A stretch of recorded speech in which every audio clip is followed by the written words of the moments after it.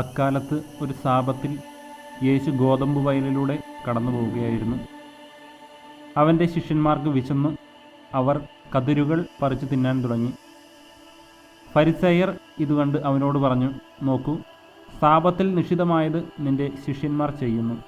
അവൻ പറഞ്ഞു, വിശന്നപ്പോൾ ദാവീദും അനുചരന്മാരും എന്താണ് ചെയ്തതെന്ന് നിങ്ങൾ വായിച്ചിട്ടില്ലേ? അവൻ ദൈവഭവനത്തിൽ പ്രവേശിച്ച് പുരോഹിതന്മാർക്കല്ലാതെ തനിക്കോ സഹചരന്മാർക്കോ ഭക്ഷിക്കാൻ അനുവാദമില്ലാത്ത കാഴ്ചയപ്പം ഭക്ഷിച്ചതെങ്ങനെ?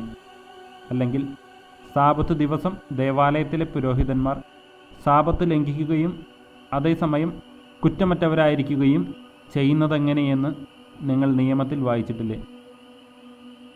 എന്നാൽ ഞാൻ നിങ്ങളോട് പറയുന്നു, ദേവാലയത്തേക്കാൾ ശ്രേഷ്ഠമായ ഒന്ന് ഇവിടെയുണ്ട്.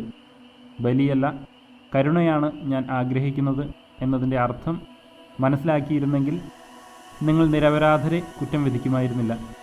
എന്തെന്നാൽ മനുഷ്യപുത്രൻ സാപത്തിൻ്റെയും കർത്താവാണ്.